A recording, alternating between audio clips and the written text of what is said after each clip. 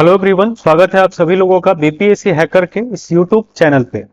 और जैसा कि आप सभी लोग पहले दो वीडियो जो हमारा 70वीं बीपीएससी के लिए पॉलिटी का क्विक रिवीजन सीरीज आया था, बिल्कुल वैसे ही मैंने आपको बताया था कि करंट अफेयर का भी आप सभी के लिए वीडियो लेकर के आया जाएगा। तो आज हम लोग इस वीडियो में करंट अफेयर का सेशन करेंगे और इसमें 7 महत्वपूर्ण क्वेश्चंस देखेंगे 69वीं बीपीएससी के पैटर्न पे। और ये हमारा करंट अफेयर का क्विक रिवीजन सीरीज का पहला वीडियो है। इसी तरीके से आपको बहुत सारे वीडियोज यहाँ पे मिलते रहेंगे। तो चलिए सेशन को शुरू करते हैं और पहले सवाल की तरफ चलते हैं। पहला सवाल है, भारत की पहली घरेलू जीन थेरेपी के संबंध में निम्नलिखित कथनों पर विचार कीजिए। पहला स्टेटमेंट है, 4 अप्रैल 2024 को राष्ट्रपति द्रौपदी मुर्मू ने आईआईटी बॉम्बे में भारत की पहली घरेलू जीन थेरेपी का शुभारंभ किया। यह पहला स्टेटमेंट है, आप सभी लोग साथ साथ पढ़ते रहिएगा। उपचार की इस श्रृंखला या थेरेपी का नाम CAR टी सेल थेरेपी है। कहने का मतलब है, ये कह रहा है कि CAR टी सेल थेरेपी इसका नाम है, ये भी ध्यान रखें। CAR टी सेल थेरेपी उद्योग भागीदार इम्यूनोसिटी के सहयोग से आईआईटी बॉम्बे और टाटा मेमोरियल अस्पताल के समन्वय से विकसित की गई है। तो 3 स्टेटमेंट दिया हुआ है जीन थेरेपी से संबंधित और आपको बताना है कि इसमें से कौन सा स्टेटमेंट सही है, इसका जवाब आपको देना है। क्वेश्चन नंबर पहला, आप सभी लोग जानते हैं कि करंट अफेयर पूछने का अब तरीका बदल गया है बीपीएससी का। अब पहले वाला नहीं रहा, वो होता था ना कि अब हम पहले वाला नहीं है कि लिबिर लिबिर करते रहेंगे। अब पैटर्न चेंज हो गया है और 69वीं बीपीएससी से कुछ अलग ही प्रकार का करंट अफेयर पूछा जाना स्टार्ट किया गया है। 69वीं बीपीएससी में पूछा गया, तो अब ऐसा उम्मीद है कि 70वीं बीपीएससी में भी बिल्कुल ऐसे ही करंट अफेयर पूछा जाएगा। यानी कि अब आपको प्रतियोगिता दर्पण और क्रोनिकल्स जैसे मैगजीन का सहारा लेना पड़ेगा करंट अफेयर। इसका आंसर आप लोगों को बताना है क्या होगा। देखिए, चलिए पहले स्टेटमेंट्स को पढ़ लेते हैं और देखते हैं। कह रहा है कि 4 अप्रैल 2024 को राष्ट्रपति द्रौपदी मुर्मू ने आईआईटी बॉम्बे में भारत की पहली घरेलू जीन थेरेपी का शुभारंभ किया। अब यही क्वेश्चन 69वीं से पहले ऐसा उम्मीद किया जा सकता था कि सीधे पूछा जाता कि राष्ट्रपति द्रौपदी मुर्मू ने भारत में कहां पर पहली जीन थेरेपी का उद्घाटन जो है वो किया है, तो मुंबई आप कर देते, ये पहले का सवाल था। लेकिन अब स्टेटमेंट बेस्ट पूछेगा, ठीक है। पहला स्टेटमेंट सही है, ये आईआईटी बॉम्बे में इसकी शुरुआत जो है वो की गई। उपचार की श्रृंखला या थेरेपी का नाम CAR टी सेल थेरेपी है, ये भी करेक्ट है। CAR टी सेल थेरेपी का मतलब इसका दूसरा नाम हम कहें या फिर इसका फुल फॉर्म कहें तो ये हो जाएगा chimeric antigen receptor T cell therapy, ठीक है। और ये जो यूज होता है ना, ये जो यूज होता है मेनली ब्लड कैंसर के लिए यूज होता है, ठीक है। तो ये भी ध्यान रखिएगा, मेनली फॉर ब्लड कैंसर ये यूज होता है। एक चीज और ध्यान रखिए कि जो जीन थेरेपी है ना, वो डायबिटीज के लिए भी यूज की जाती है, हीमोफीलिया के लिए भी यूज की जाती है, कैंसर के लिए भी यूज की जाती है और एड्स के लिए भी यूज की जाती है। लेकिन उसमें जीन थेरेपी में भी जो CAR टी सेल थेरेपी है, ये आपको मेनली ब्लड कैंसर के लिए यूज किया जाता है, ये आपको ध्यान रखना है। दूसरा स्टेटमेंट भी हमारा सही हो गया। उसके बाद है कि CAR टी सेल थेरेपी उद्योग जो है वो भागीदार इम्यूनोसिटी के सहयोग से आईआईटी बॉम्बे और टाटा मेमोरियल अस्पताल के समन्वय से विकसित किया जा रहा है, ये स्टेटमेंट भी हमारा करेक्ट है। तीनों ने मिलकर के इसमें जो है सहयोग करके इसको डेवलप किया है। तो 1, 2, 3 हमारा सही हो गया। ऑप्शंस अगर देखेंगे तो 1, 2 और 3 हमारा तीनों सही हो गया, ऑप्शन सी करेक्ट हो जाएगा। अब करंट अफेयर आपको इसी तरीके से पढ़ना है, न कि सिर्फ इतना पढ़ लेना है कहां पे इसका शुभारंभ हुआ और बात समाप्त कर देनी, ऐसे नहीं, ठीक है। अगला सवाल, 21 अप्रैल 2024 को किस देश में पहली बार हिंदी रेडियो का प्रसारण शुरू हुआ है? बहरीन, सऊदी अरब, संयुक्त अरब अमीरात या फिर कुवैत। क्वेश्चन नंबर 2, 21 अप्रैल 2023 से एक ऐसा देश है जहां पे हिंदी में रेडियो का शुभारंभ हुआ है, यानी अब वहां पे हिंदी में भी जो रेडियो है उसका प्रसारण किया जाएगा। बताइए ये कौन सा ऐसा देश है जहां पे ऐसा किया गया है? तो इसका आंसर अगर आप कुवैत करेंगे तो ये करेक्ट हो जाएगा। कुवैत में भी ध्यान रखिएगा, ये साप्ताहिक है, यानी कि प्रत्येक रविवार को 2 FM जो है, आप सुनते होंगे ना कि कौन से FM यानी मेगाहर्ट्ज जो होता है वो कितने पे आता है। तो ध्यान रखिएगा कुवैत में प्रत्येक रविवार को एक तो ये स्टार्ट होगा, इसका प्रसारण प्रत्येक रविवार को होगा और कितने हर्ट्ज पे होगा?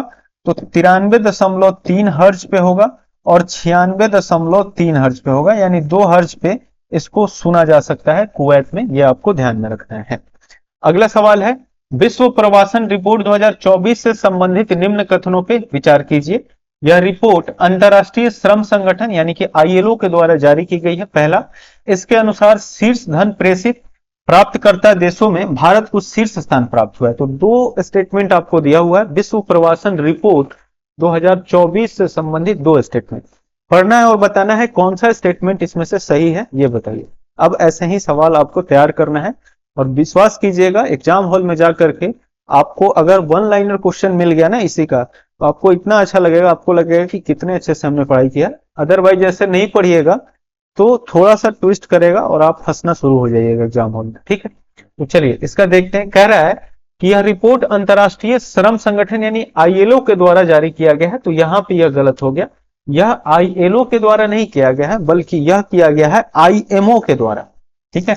यह आईएलओ के द्वारा नहीं, यह आईएमओ के द्वारा जारी किया गया है, ठीक है। यह ध्यान रखिएगा, यानी कि इसको अंतर्राष्ट्रीय प्रवासन संगठन हम कहेंगे, अंतर्राष्ट्रीय प्रवासन संगठन, ठीक है। इंटरनेशनल माइग्रेशन, याद रखना है, इंटरनेशनल ऑर्गेनाइजेशन फॉर माइग्रेशन। मैं यहां पे इसको लिख दे रहा हूं,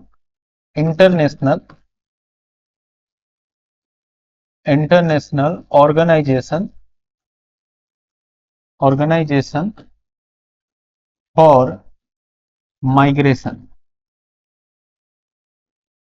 ठीक है। ये ध्यान रखिएगा। और सवाल पूछ सकता है आपसे कि ये बताइए भारत से सबसे ज्यादा प्रवासी जो है वो किस देश में जाकर के रहते हैं, यानी भारत के लोग सबसे ज्यादा किस देश में जाकर के रहते हैं। तो भारत से लिखिएगा, इसको नोट कर लीजिएगा।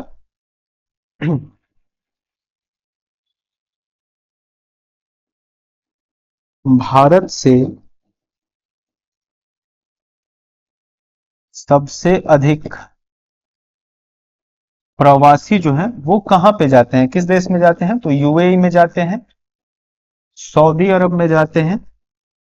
ये टॉप 2 हैं, इनका नाम आपको याद रखना है। अब चलिए थोड़ा सा पहले इसको देख लेते हैं, फिर इसके बारे में और चर्चा करेंगे। कह रहा है कि इसके अनुसार शीर्ष धन प्रेषित प्राप्तकर्ता देशों में भारत को शीर्ष स्थान प्राप्त हुआ। यानी कहने का मतलब कि फिर वहां के देशों से, दूसरे देशों से जो लोग कमा करके अपने देश पैसा भेजते हैं, जैसे आप देखते हैं ना कि कोई व्यक्ति विदेश गया और कमा कर वहां से पैसा भेज रहा है, तो इस मामले में सबसे ज्यादा धन जो है वो भारत को प्राप्त हुआ है। ये स्टेटमेंट करेक्ट है, ठीक है। भारत को सबसे ज्यादा धन 111 बिलियन अमेरिकी डॉलर का जो धनराशि है वो प्राप्त हुआ है प्रेषण के रूप में। तो भारत का आंकड़ा याद रख लीजिएगा, भारत को मिला है 111 बिलियन अमेरिकी डॉलर का धनराशि प्राप्त हुआ है। वहीं पे चीन जो है वो भारत से अभी बहुत पीछे है, 61.1 बिलियन डॉलर जो है वो चीन को इसका धनराशि जो है वो प्राप्त हुआ है, याद रखिएगा, ठीक है। तो इस तरीके से ये स्टेटमेंट सही हो गया। आंसर जो हो जाएगा वो हो जाएगा केवल 2, क्योंकि हमारा पहला स्टेटमेंट तो गलत हो गया, ठीक है। अब इसके बारे में ध्यान रखना है कि यह रिपोर्ट जो है ना वो आपको कौन सा एडिशन है, ठीक है। संस्करण रिपोर्ट का याद रखना है, संस्करण कौन सा है। तो ये संस्करण है 12वां संस्करण है, ठीक है। पूछेगा कि ये पहली बार कब हुआ था रिपोर्ट जारी, थोड़ा सा रिपोर्ट के बारे में जानकारी रखिए। तो 2000 में हुआ था। प्रत्येक 2 साल पे इसको जारी किया जाता है, ये ध्यान रखना है। प्रत्येक 2 साल पर इसको जारी किया जाता है, ये डाटा आपको याद रखना है, ठीक है। तो इतना याद रखिए। यहां से अगले सवाल पे, हाल ही में जारी विश्व प्रेस स्वतंत्रता सूचकांक 2024 से संबंधित निम्न कथनों पे विचार कीजिए, ठीक है। अब यहाँ पे वर्ल्ड प्रेस फ्रीडम इंडेक्स 2024 से संबंधित स्टेटमेंट दिया हुआ है, पढ़ना है और बताना है कि क्या इसमें करेक्ट है, ठीक है। इस सूचकांक में 180 देशों को शामिल किया गया है। इसमें डेनमार्क को शीर्ष स्थान प्राप्त हुआ है, इसमें भारत को 159वां स्थान प्राप्त हुआ है। 3 स्टेटमेंट दिए हुए हैं, इसको पढ़िए और बताइए कि आपके हिसाब से इसका आंसर क्या होना चाहिए। वर्ल्ड प्रेस फ्रीडम इंडेक्स, ऐसे जनरली बात किया जाता है ना कि भारत में जो है वो प्रेस का जो स्वतंत्रता है वो धीरे धीरे छीनता जा रहा है, तो ये आपको इस आंकड़े में भी दिखाई देता है, ठीक है। पहले इसको पढ़ते हैं और देखते हैं। कह रहा है इस सूचकांक में 180 देशों को शामिल किया गया था, ये स्टेटमेंट करेक्ट। इस इंडेक्स में टोटल 180 देशों को शामिल किया गया है, ये सही। इसमें डेनमार्क को शीर्ष स्थान प्राप्त हुआ है, तो यहां पे ये गलत हो गया। डेनमार्क शीर्ष स्थान नहीं प्राप्त किया है, बल्कि नॉर्वे ने शीर्ष स्थान प्राप्त किया है, ये आपको ध्यान में रखना है। कह रहा है कि इसमें भारत को 159वां स्थान प्राप्त हुआ है, तो ये स्टेटमेंट सही है। भारत को 159वां स्थान प्राप्त हुआ है। रूस जो है वो भारत से नीचे ही है, 162वां स्थान जो है वो रूस का रहा है, और चीन तो इससे भी नीचे है, ठीक है ना, वो 170 में घुस गया है, ठीक है, 172 नंबर पे रहा है चीन। तो इस तरीके से हम देखेंगे कि हमारा पहला स्टेटमेंट सही है और तीसरा स्टेटमेंट सही है, तो इसमें आप चुन लीजिए ऑप्शन ए यहां पे करेक्ट हो जाएगा। केवल 1 और 3 जो है वो हमारा सही हो जाएगा, ठीक है, 1 और 3 सही हो जाएगा। अब एक सवाल पूछा जा सकता है कि ये बताइए, यह रिपोर्ट तो 2024 का है, लेकिन 2023 में भी तो रिपोर्ट आया था, और 2023 में भारत की रैंक क्या रही थी? भारत की रैंक क्या रही थी? इसमें अगर यहाँ पे 3 स्टेटमेंट दिया है, तो यहाँ पे चौथा स्टेटमेंट भी तो दिया जा सकता था कि भारत 2023 में 163वें स्थान पे रहा था, इस तरीके से भी तो दिया जा सकता था, और पूछा जा सकता था कि इसमें से कौन सा स्टेटमेंट सही है। तो पिछले साल का जो रैंक है वो भी भारत का आपको याद रखना है, ठीक है। अच्छा, 163 यहां नहीं, 161 होगा, ठीक है, 161, यानी कि 2 स्थान भारत जो है वो ऊपर गया है। सवाल पूछ सकता है कि ये बताइए, ये संस्करण कौन सा था? ये जो संस्करण है वर्ल्ड प्रेस फ्रीडम इंडेक्स का, ये कौन सा संस्करण है? तो ये 22वां 22nd जो है इसका संस्करण है। पहली बार कब जारी हुआ था? ये पहली बार कब जारी हुआ था? तो ये 2002 में हुआ था, ठीक है। प्रत्येक साल ये जारी किया जाता है, तो ये 24 में 22वां है, तो सीधी सी बात है कि 2002 में पहली बार इसको शुरू किया गया होगा। 7 मार्च 2024 को किसने राज्यों के लिए नीति का यहां पे फुल फॉर्म देख लीजिएगा, नीति फॉर स्टेट्स प्लेटफॉर्म की शुरुआत की है? सुमन बेरी, अश्विनी वैष्णव, बी आर सुब्रमण्यम या फिर पीयूष गोयल? क्वेश्चन नंबर 5 है ये, आंसर कीजिए क्या होगा करेक्ट। आप लोगों को जैसे ही क्वेश्चन मिले आप उसका आंसर अपना मन में रख लीजिए, और फिर जब हम उसको मैच करें तो जरूर मैच कीजिए, ठीक है। चलिए देखिए, इसमें आपको ध्यान रखना है अश्विनी वैष्णव के द्वारा ये लॉन्च किया गया है, ऑप्शन बी करेक्ट हो जाएगा। राज्यों के लिए नीति प्लेटफॉर्म की शुरुआत की गई है, और नीति का मतलब है कि NI, इसको ऐसे लिख लीजिए NITI, ठीक है ना, नीति फॉर स्टेट्स, राज्यों के लिए नीति, ठीक है ना, राज्यों के लिए नीति अश्विनी वैष्णव के द्वारा इसको लॉन्च किया गया है, ठीक है। राष्ट्रीय विकास लक्ष्यों को प्राप्त करने के लिए सशक्त बनाना, इसका जो लक्ष्य है नीति फॉर स्टेट्स का, ये क्या है कि केंद्र मतलब केंद्र का ये योजना है कि राज्यों को उनका जो लक्ष्य है, सतत विकास का जो लक्ष्य है, उसको प्राप्त करने के लिए सशक्त बनाना, उनको इनेबल करना, ताकि वो अपने लक्ष्यों को पूरा कर सके। नीति फॉर स्टेट्स अश्विनी वैष्णव के द्वारा लॉन्च किया गया। निम्न कथनों पर विचार कीजिए। अप्रैल 2024 में जारी विश्व सैन्य खर्च प्रवृत्तियां रिपोर्ट 2023 के अनुसार विश्व के सर्वाधिक सैन्य खर्च करने वाले देशों में भारत का तीसरा स्थान है। यह report Stockholm International Peace Research Institute यानी कि सिप्री के द्वारा जारी की गई है। कौन सा स्टेटमेंट इसमें से सही है बताना है। ये क्वेश्चन नंबर 6 है, और बताना है आपको सिप्री से संबंधित, सिप्री के रिपोर्ट से संबंधित 2 यहाँ पे आपको स्टेटमेंट दिया हुआ है, और पूछ रहा है कि इसमें से कौन सा सही कौन सा गलत है, ये आपको चुनना है। क्या भारत की रैंक जो है वो तीसरी रही है सैन्य खर्च के मामले में, और क्या यह रिपोर्ट जो है वो सिप्री के द्वारा जारी की गई है, ये बताना है। तो उम्मीद है आप लोगों ने आंसर कर लिया होगा। पहला स्टेटमेंट है, अप्रैल 2024 में जारी विश्व सैन्य खर्च प्रवृत्तीय रिपोर्ट में भारत का तीसरा स्थान रहा है। यहाँ पे ये गलत है, भारत तीसरे पे नहीं रहा है, बल्कि भारत जो है वो 4th प्लेस पे रहा है। तो पहले देख लेते हैं, पहले पे कौन रहा था। पहले पे यूएसए है, दूसरे पे कौन है, तो दूसरे पे चीन है, तीसरे पे कौन है, तो तीसरे पे रूस है, और चौथे पे भारत जो है वो रहा है। यह report Stockholm International Peace Research Institute SIPRI द्वारा जारी की गई है, ये सही है। तो इस तरीके से सिर्फ दूसरा स्टेटमेंट इस क्वेश्चन का करेक्ट हो जाएगा, यानी ऑप्शन बी इसका सही हो जाएगा, ठीक है। इस तरीके से आपको थोड़ा सा ध्यान में रखते हुए पढ़ाई करनी है। मई 2024 में ईबू ज्वालामुखी में विस्फोट हुआ। यह ज्वालामुखी किस देश में स्थित है? Japan, Indonesia, Ecuador, Italy. अब ऐसा भी नहीं है कि पैटर्न चेंज हुआ है, पैटर्न चेंज हुआ है कह करके और सिर्फ जो है ना हार्ड क्वेश्चन ही पढ़े जा रहे हैं और इस तरीके के जो सिंपल क्वेश्चंस देखने में मिलते हैं उसको छोड़ रहे हैं।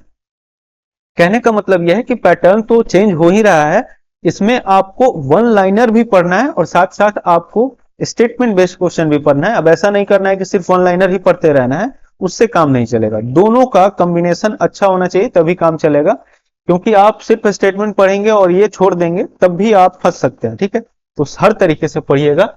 ईबू ज्वालामुखी रिसेंटली इसमें विस्फोट हुआ और यह ज्वालामुखी इंडोनेशिया में है, ऑप्शन बी करेक्ट हो जाएगा। ध्यान रखने वाली बात है कि इंडोनेशिया में 127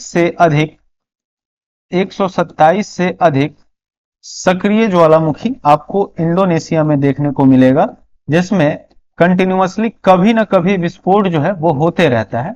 और अभी की चर्चा करेंगे तो एक और ज्वालामुखी याद रखिएगा, माउंट रुआंग, माउंट मेरापी, इन सब में अभी रिसेंटली जो है वो विस्फोट हुआ है 2024 में। तो ये सवाल आपसे अगर ईबू ज्वालामुखी नहीं पूछेगा तो पूछेगा माउंट रुआंग ज्वालामुखी कहां पे है जहां पे रिसेंटली विस्फोट हुआ, माउंट मेरापी कहां पे है जहां पे रिसेंटली विस्फोट हुआ, ये सारा चीज आपसे पूछा जा सकता है, तो याद रखिएगा। इंडोनेशिया में लगभग 127 से अधिक जो है ना वो आपको यहाँ पे सक्रिय ज्वालामुखी यानी एक्टिव वोल्केनो देखने को मिलता है। ठीक है, तो 7 क्वेश्चन हमने अभी किया और current affair quick revision series जो हम लोग ने 70वीं बीपीएससी के लिए शुरू किया है उसका पहला वीडियो यहाँ पे कंप्लीट हो गया। अब हम आपसे फिर अगले वीडियो में मिलेंगे और कुछ और करेंट अफेयर के क्वेश्चंस को डिस्कस करेंगे। हमारा टारगेट ये है, अगर आप सभी लोगों ने अपना प्यार और सपोर्ट बना करके रखा तो हमारा टारगेट ये है कि 70वीं बीपीएससी के लिए हम इस तरीके के 70 करेंट अफेयर के जो सेशंस हैं वो आप सभी के लिए लेकर के आए, ताकि आपका लगभग 500 बेस्ट करेंट अफेयर का एक कलेक्शन आपके पास हो सके और आपका अच्छे से रिवीजन और पढ़ाई हो सके। तो ये आप पे डिपेंड करता है, अगर आप अच्छे से सपोर्ट बना करके रखिएगा और हमारी इसमें मनोबल को बढ़ाइएगा तो हम जरूर 70 का 70 वीडियो कंप्लीट कर देंगे। अदरवाइज अगर आपका सपोर्ट नहीं मिला तो फिर मे भी कुछ भी हो सकता है, ये आप जानते हैं। ठीक है, तो वीडियो अगर आपको अच्छी लग रही हो इसको लाइक कीजिएगा, शेयर कीजिएगा अपने फ्रेंड्स के साथ में और इस चैनल को सब्सक्राइब करके बेल आइकन को जरूर प्रेस कर लीजिएगा, ताकि नेक्स्ट वीडियो जब भी अपलोड हो आपके पास नोटिफिकेशन टाइम से पहुंचे और आप इस वीडियो का लाभ ले सकें। थैंक यू सो मच आप सभी लोगों का इस वीडियो को देखने के लिए और आपसे मिलते हैं फिर अगले वीडियो में। Take care, thank you, bye bye.